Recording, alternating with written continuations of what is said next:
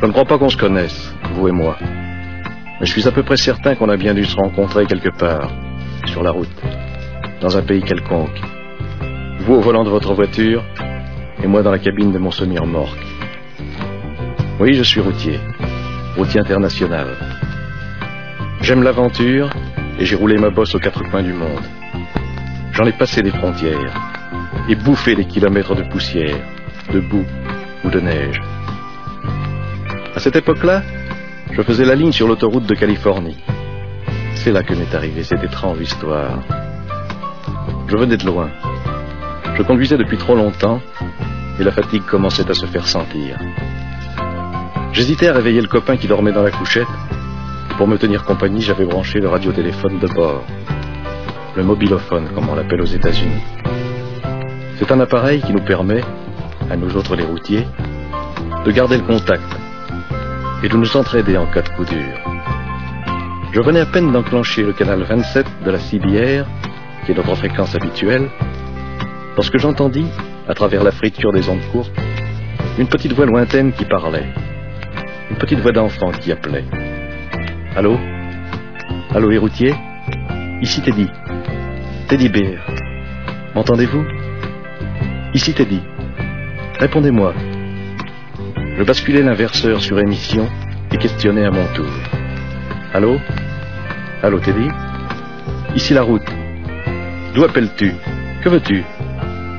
La voix du gamin répondit, un peu plus proche. Ici Teddy. J'appelle les routiers. Je t'entends, Teddy, que veux-tu? Je suis tout seul. Je m'ennuie. Et je voudrais parler un peu avec vous. Je vous appelle avec le radiotéléphone de mon papa. Cet été, nous avons eu un très grave accident. Et je suis toujours dans mon lit. Le docteur dit que je pourrai remarcher un jour et que ce sera sûrement très long. J'habite une maison tout près de l'autoroute. Je suis souvent seul le soir, car maman est serveuse dans un motel pour nous faire vivre. J'ai perdu mon papa dans l'accident qui a détruit son camion et qui m'a cloué au lit. Il m'emmenait de temps en temps pour des petites courses. Mais maintenant, il ne vient plus jamais de routier par ici. Alors j'essaie de vous accrocher, avec le radiotéléphone qui nous reste pour vous parler un petit peu, quand vous passez sur l'autoroute. Je ne suis pas une fillette, mais il me sembla soudain que mes yeux se brouillaient, et que j'y voyais moins bien. J'arrêtai le moteur au premier embranchement venu, et je sortis ma carte. Dis-moi, Teddy, où habites-tu exactement? Le petit me situa à sa maison. J'avais de l'avance sur l'horaire, je remis en marche, et je sortis de l'autoroute. Bien que j'ai foncé pour arriver chez lui, je n'étais pourtant pas le premier. Bon sang, 6 énormes bahuts m'y attendaient.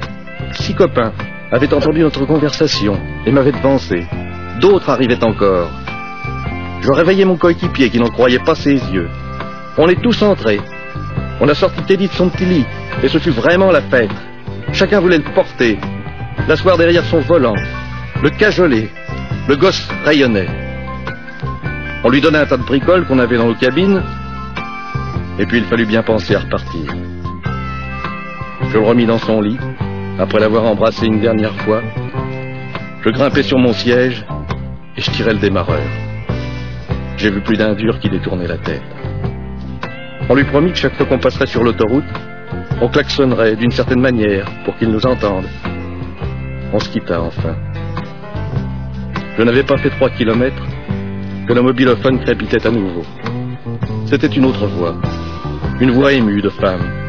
Et elle disait « Allô, les routiers? Ici la maman de Teddy. Merci les gars.